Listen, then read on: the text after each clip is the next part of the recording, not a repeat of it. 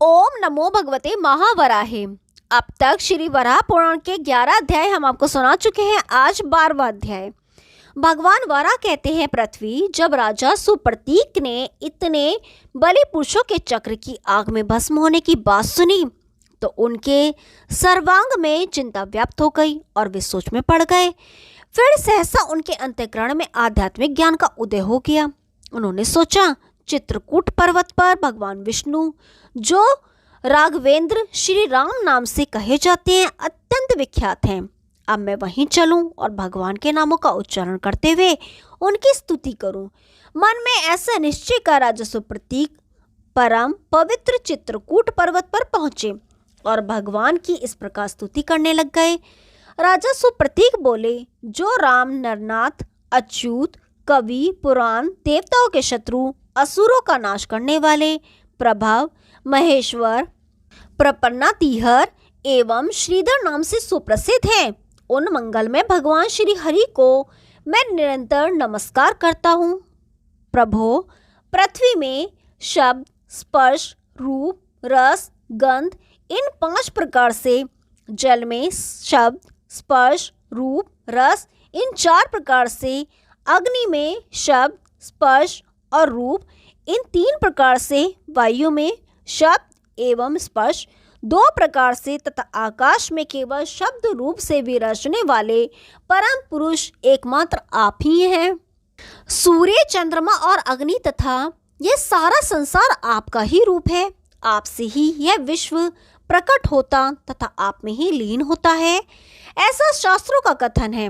आपका आश्रय पाकर विश्व आनंद का अनुभव करता है, इसीलिए तो समस्त संसार में आपकी राम नाम से प्रतिष्ठा हो रही है। भगवान, यह संसार समुद्र भयंकर दुख रूपी तरंगों से व्याप्त है। इस भयंकर समुद्र में इंद्रियां ही घड़ियाल और नाग आदि क्रूर जलतंतु हैं, पर जिस मनुष्य ने आपके नाम स्मरण रूपी नौका का आश्रय ले लिया है वह इसमें नहीं डूबता। अतएव संत लोग तपोवन में आपके राम नाम का स्मरण करते हैं। प्रभो, वेदों के नष्ट होने पर आपने मत्स्य अवतार धारण किया।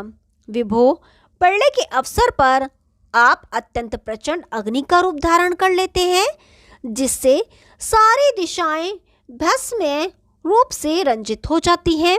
माधव, समुद्र मंथन के समय युग युग में आप ही स्वयं कच्छप के रूप में पधारे थे। भगवान, आप जनार्दन नाम से विख्यात हैं। जब आपकी तुलना करने वाला दूसरा कोई नहीं है तो आपसे अधिक की बात ही क्या है। भगवान, आपसे यह संपूर्ण संसार, वेद एवं समस्त दिशाएं ओतप्रोत हैं। आप आदि पुरुष एवं परम धाम हैं। फिर आपके अतिरिक्त मैं दूसरे किसकी शरण में जाऊं। सर्वप्रथम केवल आप ही विराजमान थे, इसके बाद महत्व, अहम महत्व, जल, अग्नि, वायु, आकाश, मन, बुद्धि एवं सभी गुण, इनका भी क्रमशः आविर्भाव हुआ। आपसे ही इन सब की उत्पत्ति हुई है। मेरी समझ से आप सनातन पुरुष हैं। यह अखिल विश्व आपसे भलीभांति विरचित एवं विस्तृत है। संपूर्ण संसार पर शासन करने वाले प्रभो, विश्व आपकी मूर्ति है। आप 1000 भुजाओं से शोभा पाते हैं। ऐसे देवताओं के भी आराध्य आप प्रभु की जय हो। परम उदार भगवान, आपके राम रूप को मेरा नमस्कार है। राजा सुप्रतीक के स्तुति करने पर प्रभु प्रसन्न हो गए। भगवान ने अपने स्वरूप का इस प्रकार उन्हें दर्शन कराया और कहा, सुप्रतीक, वर मांगो। श्री हरि की अमृतमयी वाणी सुनकर एक बार राजा को बड़ा आश्चर्य हुआ। फिर उन देवाधिदेव प्रभु को प्रणाम कर वे बोले, भगवान, आपको जो यह सर्वोत्तम विग्रह है, इसमें मुझे स्थान मिल जाए। आप मुझे यह वर देने की कृपा करें।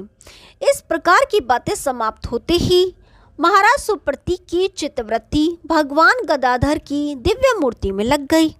ध्यानस्थ होकर वे भगवान के नामों का उच्चारण करने लगे। फिर उसी क्षण अपने अनेक उत्तम कर्मों के प्रभाव से वे 5 भौतिक शरीर छोड़कर श्री हरि के विग्रह में लीन हो गए। भगवान वराह कहते हैं, पृथ्वी, तुम्हारे सामने मैंने इस समय जिसे प्रस्तुत किया है वह यह वराह पुराण बहुत प्राचीन है। पूर्व सतयुग में मैंने ब्रह्मा जी को इसका उपदेश किया था। यह उसी का एक अंश है। कोई हजारों मुखों से भी इसे कहना चाहे तो नहीं कह सकता। कल्याणी, प्रसंग छिड़ जाने पर पूर्ण रूप से जो कुछ स्मरण आ गया है वही प्राचीन चरित्र तुम्हें सुनाया है। कुछ लोग इसकी समुद्र के बूंदों से उपमा देते हैं, पर यह ठीक नहीं है। स्वयंभू ब्रह्मा जी, सर्वतंत्र स्वतंत्र भगवान नारायण तथा मैं सभी समस्त चरित्र का वर्णन करने में असमर्थ हैं। अतः उन परम प्रभु परमात्मा के आदि स्वरूप का तुम्हें सदा स्मरण करना चाहिए। समुद्र के रेतों की तथा पृथ्वी के रजकणों की तो गणना हो सकती है, किंतु परब्रह्म परमात्मा की कितनी लीलाएं हैं इसकी संख्या असंभव है। सुचिस्मते, तुम्हें मैंने जो प्रसंग सुनाया है यह उन भगवान नारायण के केवल एक अंश से संबंध रखता है। यह लीला सतयुग में हुई थी। अब तुम दूसरा कौन प्रसंग सुनना चाहती हो यह बतलाओ। ओम नमो भगवते महावराहे। 12वां अध्याय समाप्त हुआ। अब 13वां अध्याय। पृथ्वी ने पूछा, प्रभो, मुनिवर गौरमुख ने भगवान श्री हरि के अद्भुत कर्म को देखकर फिर क्या किया? भगवान वराह कहते हैं, पृथ्वी, भगवान श्री हरि ने निमिष मात्र में ही वह सब अद्भुत कर्म कर दिखाया था। उसे देखकर मुनिश्रेष्ठ गौरमुख ने भी नैमिषारण्य क्षेत्र में जाकर जगदीश्वर श्री हरि की आराधना आरंभ कर दी। उस क्षेत्र में प्रभास नाम से प्रसिद्ध एक तीर्थ है। वह परम दुर्लभ तीर्थ चंद्रमा से संबंधित है। तीर्थ के विशेषज्ञों का कथन है कि वहां के स्वामी भगवान श्री हरि दैत्य का संहार करने वाले दैत्य सूदन नाम से सदा विराजते हैं। मुनि की चित्तवृत्ति उस प्रभु की आराधना में स्थिर हो गई। अभी वे उन भगवान नारायण की उपासना कर ही रहे थे। इतने में परम योगी मार्कंडेय जी वहां आ गए। उन्हें अतिथि के रूप में प्राप्त कर गौरमुख ने दूर से ही बड़े हर्ष के साथ भक्तिपूर्वक उनकी पाद्य एवं अर्घ आदि से पूजा आरंभ कर दी। उन प्रतापी मुनि के कुश के आसन पर विराजित कर गौरमुख ने सभी ने पूछा, महावर्ती मुनि श्रेष्ठ, मुझे पितरों एवं श्राद्ध तत्व का उपदेश करे। गौरमुख के यों पूछने पर महान तपस्वी द्विजवर मार्कंडेय जी बड़े मीठे स्वर में उनसे कहने लगे। मार्कंडेय जी बोले, मुने, भगवान नारायण समस्त देवताओं के आदि प्रवर्तक एवं गुरु हैं। उन्हीं से ब्रह्मा प्रकट हुए हैं और उन ब्रह्मा जी ने फिर 7 मुनियों की सृष्टि की है। मुनियों की रचना करके ब्रह्मा जी उनसे कहा, तुम मेरी उपासना हो। सुनते हैं उन लोगों ने स्वयं अपनी ही पूजा कर ली। अपने पुत्रों द्वारा इस प्रकार कर्म विकृति देखकर ब्रह्मा जी ने उन्हें शाप दे दिया। तुम लोगों ने मेरे जगह अपनी पूजा कर विपरीत आचरण किया है, अतः तुम्हारा ज्ञान नष्ट हो जाएगा। इस प्रकार शापग्रस्त हो जाने पर उन सभी ब्रह्मपुत्रों ने अपने वंश के प्रवर्तक पुत्रों को उत्पन्न किया और फिर स्वयं स्वर्गलोक चले गए। उन ब्रह्मवादी मुनियों के परलोकवासी होने पर उनके पुत्रों ने विधि पूर्वक श्राद्ध करके उन्हें तृप्त किया। उन पितरों की वैमानिक संज्ञा है। वे सभी ब्रह्मा जी के मन से प्रकट हुए हैं। पुत्र मंत्र का उच्चारण करके पिंडदान करता है। यह देखते हुए वे वहां निवास करते हैं। गौरमुख ने पूछा, ब्राह्मण, जितने पितृ हैं और उनके श्राद्ध का जो समय है वह मैं जानना चाहता हूँ, तथा उस लोक में रहने वाले पितरों के गण कितने हैं, यह सब भी मुझे बताने की कृपा करें। मार्कंडेय जी कहने लगे, द्विजवर, देवताओं के लिए सोमरस की वृद्धि करने वाले कुछ स्वर्ग निवासी पितृ मरीचि आदि नाम से विख्यात हैं। और श्रेष्ठ पितरों में 4 को मूर्त और 3 को अमूर्त कहा गया है। इस प्रकार उनकी संख्या 7 है। उनके रहने वाले लोग को तथा उनके स्वभाव को बताता हूँ, सुनो। संतानक नामक लोकों में भास्वर नामक पितृगण निवास करते हैं, जो देवताओं के उपास्य हैं। ये सभी ब्रह्मवादी हैं। ब्रह्मलोक से अलग होकर ये नित्य लोकों में निवास करते हैं। 100 युग व्यतीत हो जाने पर इनका पुनः प्रादुर्भाव होता है। उस समय अपनी पूर्व स्थिति का स्मरण होने पर सर्वोत्तम योग का चिंतन करके परम पवित्र योग संबंधी अनिवृत्ति लक्षण मोक्ष को वे प्राप्त कर लेंगे। वे सभी पितृ श्राद्ध में योगियों के योग द्वारा तृप्त किए जाने पर योगी पुरुषों के हृदयों में पुनः योग की वृद्धि करते हैं, क्योंकि भगवत भक्त के भक्ति योग से इन्हें बड़ा संतोष होता है। अतएव योगी वर भगवान को अपना सर्वस्व अर्पण करने वाले योगी पुरुष को श्राद्ध की वस्तुएं देनी चाहिए। सोम रस पीने वाले सोमप पितरों का यह प्रथम सर्ग है। ये पितर उत्तम वर्ण वाले ब्राह्मण हैं। इन सब का एक एक शरीर है। ये स्वर्गलोक में रहते हैं। भूलोक के निवासी इनकी पूजा करते हैं। कल्प पर्यंत जीवी मरीचि आदि पितृ ब्रह्मा जी के पुत्र हैं। वे अपने परिवारों के साथ मरुतों की उपासना करते हैं। मरुदगण उनके उपास्य हैं। सनक आदि तपस्वी वैराज नामक पितृगण उन मरुद गणों के भी पूज्य हैं। वैराज संज्ञक पितरों के गण की संख्या 7 कही जाती है। यह पितरों की संतान का परिचय हुआ। भिन्न भिन्न वर्ण वाले सभी लोग उन पितरों की पूजा कर सकते हैं। यह नियम है। ब्राह्मण, क्षत्रिय एवं वैश्य इन तीनों वर्णों से अनुमति पाकर द्विजेतर भी उक्त सभी पितरों की पूजा कर सकता है।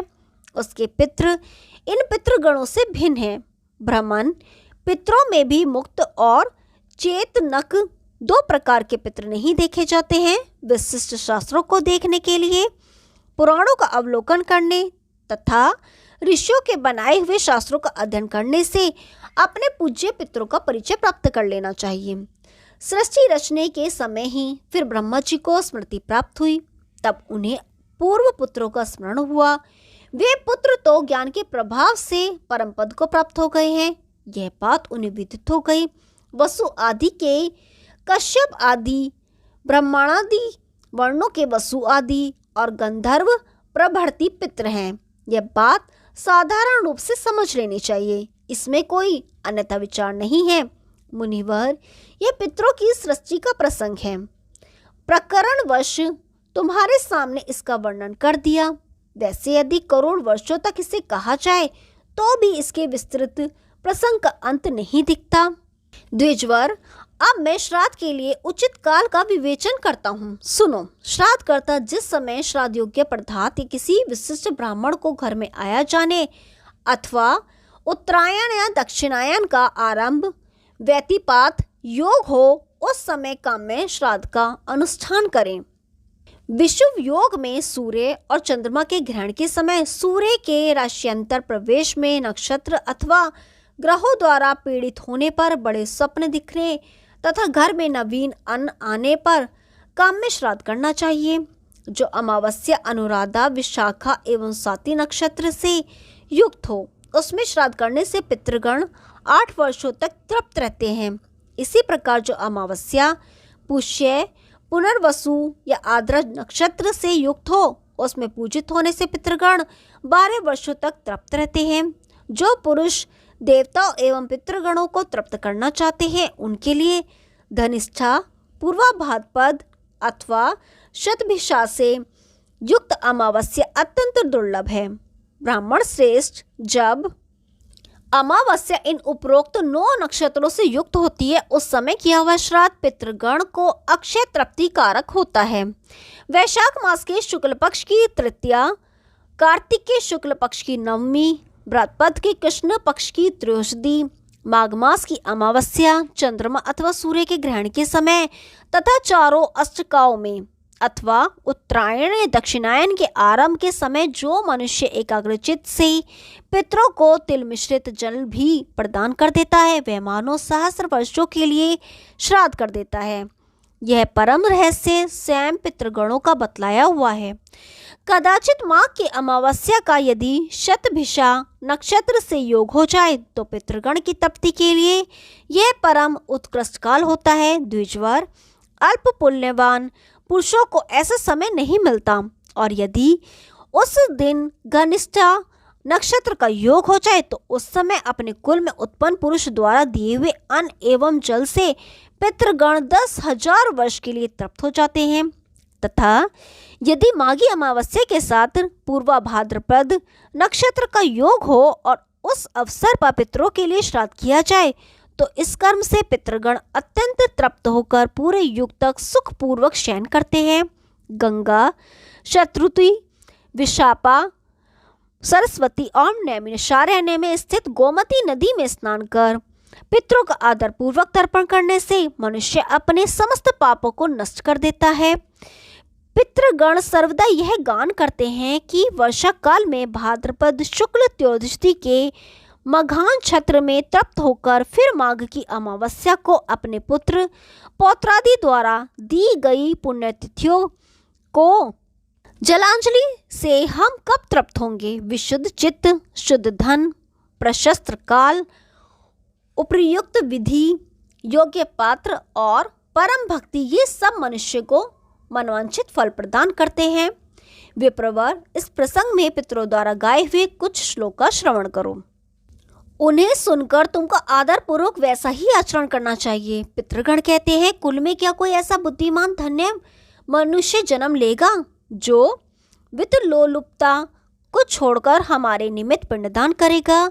सम्मति होने पर जो हमारे उद्देश्य से ब्राह्मणों को रत्न, वस्त्र, यान एवं संपूर्ण भोग सामग्रियों का दान करेगा, अथवा केवल अन्न वस्त्र मात्र वैभव होने पर श्राद्ध काल में भक्ति विनम्र चित्त से श्रेष्ठ ब्राह्मणों को यथाशक्ति भोजन ही कराएगा, या अन्न देने में भी असमर्थ होने पर ब्राह्मण श्रेष्ठों को वन्य फल, मूल, जंगली शाक और थोड़ी सी दक्षिणा ही देगा। यदि इसमें भी असमर्थ रहा तो किसी भी द्विश्रेष्ठ को प्रणाम करके एक मुट्ठी काला तिल ही देगा, अथवा हमारे उद्देश्य से पृथ्वी पर भक्ति एवं नम्रता पूर्वक 7-8 तिलों से युक्त जलांजलि ही देगा। यदि इसका भी अभाव हो तो कहीं न कहीं से एक दिन का चारा लाकर प्रीति और श्रद्धा पूर्वक हमारे उद्देश्य से गौओं को खिलाएगा, तथा इन सभी वस्तुओं का अभाव होने पर वन में जाकर अपने कक्ष मूल को दिखाता हुआ सूर्य आदि दिक्पालों से उस स्वर से कहेगा, न मे अस्ति वित्तम न धनम न चान्य च श्राद्धस्य योग्यम सपितृ न तो अस्मि तृप्यन्तु भक्त्या पित्रो मयेतो भुजो ततो व्रतमनि मारुतस्य। मेरे पास श्राद्ध कर्म के योग्य न धन संपत्ति है और न कोई अन्य सामग्री, अतः मैं अपने पितरों को प्रणाम करता हूँ, वे मेरी भक्ति से ही तृप्ति लाभ करें। मैंने अपनी दोनों बाहें आकाश में उठा रखी है। द्विजोत्तम धन के होने अथवा न होने की अवस्था में पितरों ने इस प्रकार की विधियां बतलाई हैं।